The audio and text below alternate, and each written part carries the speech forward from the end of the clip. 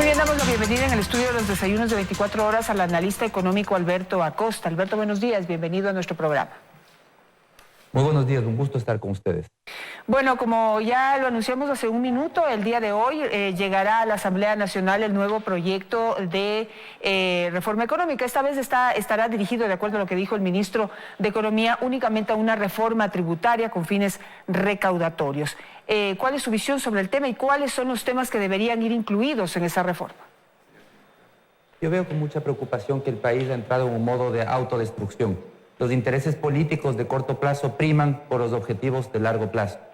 Vamos a tener ahora un proyecto exclusivamente tributario, es decir, se dejó de lado, por fuera del proyecto que eliminó la Asamblea, todos los temas importantes y positivos, los cambios estructurales. ¿Qué se dejó por fuera? Límites al gasto público, las reglas macrofiscales, límites al endeudamiento público, para evitar lo que estamos viviendo ahora. Esas eran reformas de fondo. La independencia del Banco Central también quedó por fuera. Eso fue rechazado por la Asamblea. Las reformas al sistema financiero para modernizarlo y permitir que ingresen capitales internacionales y de esa manera tener dinero más barato. Y las reformas al mercado de valores para enlazarnos al mercado internacional y que de esa manera también puedan venir capitales. Entonces vemos que lamentablemente por estos objetivos de corto plazo de bloquear toda iniciativa del gobierno, se ha dejado de lado todos los temas importantes que traía el proyecto económico anterior y ahora vamos a tener un proyecto reducido enfocado netamente en más recaudaciones. Yo creo que ese es el peor de los escenarios que pudimos haber tenido. Es lamentable que no se reconozca la importancia del ajuste, la importancia de hacer transformaciones estructurales en la economía. Pero ahora, bueno, lo que dijo el ministro de Economía es que esos otros temas que usted ha mencionado van a ir en otros proyectos, en dos proyectos más también independientes, que se irán también enviando en materia de urgencia económica. Es decir, se le dará a la Asamblea una oportunidad de enfocarse mucho más puntualmente en los temas de importancia de acuerdo a su tipo, por llamarlo de alguna manera. Pero sí, por ahora el proyecto es recaudatorio y eso en el proyecto anterior había algunas cosas que se consideraron como positivas y otras como negativas que aparentemente que van a quedar fuera, según lo que dijo ayer también el ministro de Economía. Hablemos, por ejemplo, de la eliminación del anticipo del impuesto a la renta, se hablaba de una reducción del ISD, es decir, había algunos aspectos que en general se calificaron como positivos y que al parecer van a ser incluidos en esta ley, con el concepto de que los que más tienen que pagar más. ¿Qué opina? Lamentablemente no existe una salida única a la crisis fiscal de este momento. Estamos frente a una crisis de gran magnitud y lo necesario en este momento es tomar correctivos en todos los frentes. Por un lado, hay que hacer reducción de gasto. Por otro lado, focalización de subsidios. También nuevos ingresos. Eso hubiese sido ideal poder evitar, pero no es posible dentro de estas circunstancias actuales. Y también vamos a tener que renegociar las deudas con China, buscar plazos más amplios. Entonces hay que tomar medidas en todos los frentes. Y dentro de eso, dentro de materia tributaria, lo importante es que los nuevos tributos o incrementos que se planteen eviten encarecer la producción. Porque el Ecuador tiene dos grandes desafíos de este momento. Un desafío por el lado fiscal, una crisis fiscal grande, y el segundo desafío por el lado productivo, problemas de competitividad. Los dos objetivos no siempre van juntos. Para solucionar el tema fiscal se puede matar la competitividad o para ayudar a la competitividad se puede matar el tema fiscal. Entonces hay que tener mucho cuidado de buscar un cierto equilibrio para que esos tributos que se estén planteando no sean un recargo al costo de producción, en principio que, de ser posible, graben el consumo, pero no la producción. Ahora, sin embargo, aquí se está tomando en cuenta a las grandes empresas del país, a partir de las que ganen más de $1 millón al año, no ganen, a las que tengan ingresos por más de $1 millón al año tendrán que pagar un tributo adicional al que ya se paga actualmente. Eso como una contribución a la resolución de la crisis en materia recaudatoria. Eso, ¿cómo lo ve usted? Toda vez que, bueno, hablábamos ayer, las empresas que recaudan o que tienen ingresos por más de $1 millón tendrían que pagar $1.000, que pues no representa mayor cosa frente a los ingresos que están teniendo.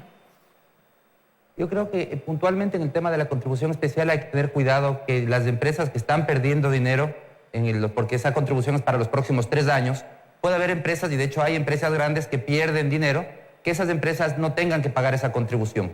Esa es la única precaución que hay que hacer, es una contribución temporal. Hay que estar muy claros que al final del día el ajuste tiene un costo y todos los vamos a pagar. Es una mentira poder decir que el ajuste no tiene, alguien no va a pagar el ajuste, todos los vamos a pagar, hay que arrimar el hombro. Lo importante aquí es que hay que estar muy claros que hay que acelerar esta corrección fiscal y eso implica tomar estas medidas. Yo creo que el peor de los escenarios que podemos vivir es continuar con este bloqueo que se está planteando, que creo que tiene un objetivo político, bloquearle al gobierno, pensando que de esa manera si se logra que el gobierno fracase, los grupos políticos van a poder captar la presidencia. Pero al final del día, un fracaso del gobierno significa un fracaso de la población, sobre todo de la más vulnerable, que se va a ver mucho más afectada por el costo del desequilibrio fiscal. Claro, es un harakiri. O sea, si están haciendo esto con miras a ganar las próximas elecciones y recibir un país en peor situación de la que está ahora, pues simplemente pues, nos condena a todos a fracasar, principalmente a quienes asuman el gobierno. Pero quisiera saber, en torno al riesgo país que tenemos en este momento, ¿la urgencia de tomar estas medidas económicas podría ayudar a, digamos, a aliviar esa olla de presión?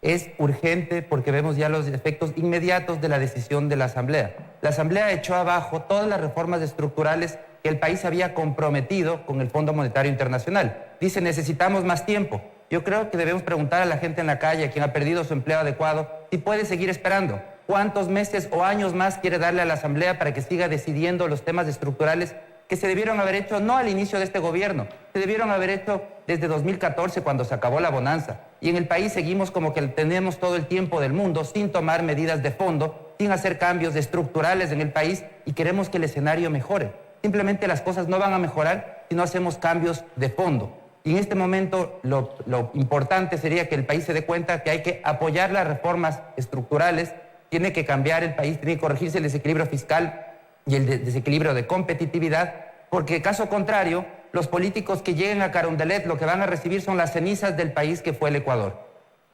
En cuanto a estas reformas estructurales, se habla de que no solamente el gobierno tiene que exigir que el pueblo ecuatoriano en general, ricos, clase media o pobres, se metan la mano al bolsillo y contribuyan en esta crisis. Ya usted lo ha dicho que todos vamos a tener que hacer un sacrificio, pero el gobierno también. Sin embargo, de la situación que presentan, dicen que ya es muy difícil como estrechar más el sector público. ¿Cuál es su visión?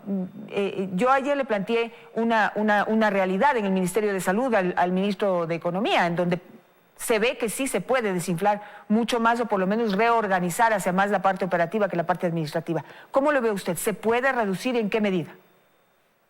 Es posible, hay que hacerlo. Yo creo que el objetivo para los próximos 2 años debería ser una reducción, al menos llegar a unos $1.000 millones por el lado de la nómina. Puede haber mecanismos como una contribución de 2 o 3 días de trabajo a los funcionarios públicos, dependiendo de cuánto ganen. También hay que reducir las compras públicas. Y eso pasa por ver qué del Estado sí le da un servicio al ciudadano. Esas actividades que no le dan un servicio al ciudadano tienen que ser reducidas, esas instituciones deben ser eliminadas. Todavía tenemos un Estado muy grande y es necesario ir reduciendo. Lo que sí quiero insistir es en que solamente vía reducción de gasto va a ser imposible generar un ahorro de 5.000 millones, porque también la reducción de gasto público tiene un costo político, tiene un costo social, al igual que tienen generar más impuestos. Por eso es que la solución debe ser equilibrada, buscar en todos los frentes. Austeridad por el sector público, austeridad de verdad, eso necesitamos, focalización de subsidios, revisión de ingresos y renegociación de deuda. En cuanto a la renegociación de deuda, un tema que también lo tocamos ayer con el ministro de Economía, pero él dice que están en marcha, que se están haciendo reuniones y se están haciendo acercamientos con los acreedores para poder hacer una renegociación. Sin embargo, no parece fácil el tema. Al parecer hay algunos candados o algunas restricciones sobre la posibilidad de renegociar, pero dijo que están en ese camino. ¿Cuánto podemos esperar o de su experiencia ya deberían haber renegociado? ¿Cuál es la expectativa o la exigencia en ese tema? Definitivamente no es un proceso fácil. La deuda en bonos internacionales no puede ser renegociada, esa tiene que ser reperfilada, es decir, reemplazar los bonos que van venciendo, conforme vencen, por bonos a mayores plazos. Eso se está haciendo y eso debe continuar. Por el lado de la deuda con China, esa sí debe ser renegociada, es una negociación de alto nivel que implica una relación mucho más amplia, no solamente el tema de endeudamiento, sino inclusive las inversiones que China tiene con el Ecuador. Y China sí ha aceptado y ha renegociado con algunos países recientemente. Entonces el Ecuador debe también buscar ese objetivo para lograr de alguna manera reducir el costo que tiene de servir esa deuda. Lo que tenemos que estar muy claros es que lo que sucedió con el riesgo país hace pocos días es ya un llamado de alerta.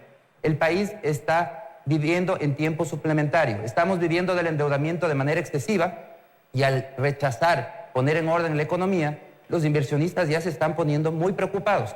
Dicen, este es un país que tiene problemas para poner en orden su economía y cada vez prestarle es más costoso. Tenemos un riesgo país de 1.100 puntos, es decir, que de la noche a la mañana, en pocos días, la Asamblea lo que logró es elevar el costo del financiamiento. Ahora, para el país, para endeudarse, le cuesta alrededor de 13%. Esto no solamente es para el sector público, esto es para el sector privado, es decir, para la producción ahora tiene un financiamiento más costoso y más escaso. En ese sentido, las medidas que van a ser incluidas dentro del proyecto que se va a enviar en este momento, que incluye, por ejemplo, la eliminación del impuesto a la renta, la reducción en 2.5 del ISD para la importación de cierto tipo de materia prima y bienes de capital, entre otras cosas, ¿va a poder ayudar a la reactivación? ¿O qué debería ser incluido en ese proyecto? La reactivación no se logra con más impuestos, evidentemente. Aquí tenemos, como digo, dos objetivos contrapuestos: la corrección de la crisis fiscal y la corrección de problemas de competitividad. Corregir la crisis fiscal es necesaria porque eso de ahí infla los costos de producción en el país. Un Estado que gasta demasiado eleva los costos de producción de bienes, de servicios e inclusive del trabajo. Pero hay que trabajar de fondo en reformas estructurales para corregir los problemas de competitividad. Ahí es donde estaban, para reactivar justamente, estaban las reformas al sistema financiero, enlazarnos a los capitales internacionales, las reformas al mercado de valores. Todas esas eran reformas estructurales para lograr la reactivación. Todo lo que se dejó por fuera por la Asamblea era lo que servía para reactivar la economía. Hay que trabajar en abaratar el país, ese es el tema de fondo si queremos reactivar la inversión. La inversión va a venir al país porque es rentable invertir en el país. Mientras no corrijamos el que somos una economía cara, la economía se va a mantener con ventas estancadas como estamos viviendo en la actualidad, sin generar empleo. Ahora, lo que se va a recaudar a través de este proyecto de tributario, de reforma tributaria, son menos de 700 millones de dólares, entre 600 y 700, por lo que se retiró. Porque se retiró, dijo el ministro, el tema el impuesto a la renta sobre la plusvalía de ciertos bienes inmuebles y también algunos otros temas que eran mal vistos por la ciudadanía, que estaban causando malestar en la ciudadanía. Entonces son menos de 700 millones de dólares. Hay un déficit ahí, hay un faltante. ¿Qué hacer para poder completar los 1.400 millones de los que se hablaba en un inicio, o con esos 600 y pico se va a poder ir reduciendo el déficit fiscal? No, vemos que va a ser insuficiente. El objetivo inicial era una recaudación de 1.500 millones de dólares, es lo que estaba comprometido en el programa del gobierno. El gobierno intentó hacerlo vía eliminación de subsidios, que tuvo que dar marcha atrás, entonces ya no hubo ese ahorro de 1.500 millones. Entonces se planteó la reforma tributaria para sustituir los subsidios que no se pudieron eliminar. Inicialmente se planteaba 700 millones de dólares por la reforma tributaria. Las nuevas declaraciones recientes del ministro indican que el objetivo es ahora de apenas 500 millones de dólares de nuevas recaudaciones. Está retirando los temas más polémicos. Significa que de los 1.500, que era el objetivo inicial, si es que se aprueba este proyecto, se lograría generar ingresos por 500 millones, es decir, hay 1.000 todavía pendientes. Eso nos lleva a pensar que el gobierno va a tener que insistir en focalización de subsidios, como ya lo ha dicho que lo piensa hacer, y que va a tener que hacer algo más. Necesariamente va a tener que ir al Fondo Monetario Internacional a renegociar el acuerdo, a decirle que no vamos a poder corregir la economía en el tiempo que esperábamos, que las cosas nos van a tomar más tiempo. Y eso tiene una consecuencia inmediata, que la corrección en la economía tomará más tiempo, es decir, que la economía vuelva a crecer también tomará más tiempo. Mientras más nos demoremos en corregir los desequilibrios, más va a demorarse la economía también en volver a crecer de manera saludable. Si queremos reactivación, tenemos que poner en orden los problemas fiscales y tenemos que poner en orden y corregir esos temas estructurales que nos hacen un país caro. Ahora, dentro de las reformas, no sé si de esta, creo que no, está dentro de la siguiente que habla de esas reformas estructurales, se habla de la necesidad de también reenfocar el concepto de deuda externa, el endeudamiento, la capacidad de endeudamiento del Estado, entre lo que se incluye la deuda externa. Y quieren otra vez dejar por fuera las deudas con el IES, algo por lo que protestamos en muchas ocasiones y con la voz muy alta cuando lo intentó hacer el gobierno anterior. ¿Qué va a pasar ahora? Toda vez que por todo lo que vemos, pues también va a haber que endeudarse más, sin remedio. Bueno, lamentablemente vemos que al bloquearle al gobierno por todo tipo de iniciativa, realmente se está bloqueando al país, no es al gobierno, los gobiernos son transitorios, y se está bloqueando la oportunidad de que los ciudadanos salgamos de la compleja situación que estamos viviendo en la actualidad. Los problemas de endeudamiento son graves, tenemos un endeudamiento muy elevado y seguimos con la estrategia de vivir de la deuda, algo que ningún país lo puede hacer de manera indefinida. Y ese es el gran riesgo que tenemos en este momento. Seguimos viviendo del endeudamiento mientras nos sigan prestando, pero vemos que ya el costo de los préstamos son cada vez más altos, significa que ya están levantándose las alertas para decir este país es de riesgo y significa que eventualmente puede ser que se detenga ese financiamiento. Y ahí sí entramos en un entorno tremendamente complejo que debemos evitar, que es el de la cesación de pagos. El que el Estado se quede sin recursos porque ya no le prestan y que ya no pueda seguir gastando. Y entonces se atrasa en sus pagos a los proveedores, en sus pagos a sueldos, salarios, pagos a los acreedores, y entramos entonces sí en una situación de conmoción social que es mucho más grave que cualquier desagrado que pueda provocar el ajuste planificado. Entonces aquí la alternativa, la lección que tenemos no es si queremos ajustar la economía o no. La pregunta es cómo queremos ajustar la economía. Y la alternativa es de manera ordenada, planificada, con todo el costo que tiene, porque el ajuste tiene un costo político, social y económico, o simplemente seguir posponiendo los problemas y entrar a un ajuste desordenado y a la fuerza cuando las circunstancias nos obliguen porque ya no hay quien nos preste más dinero.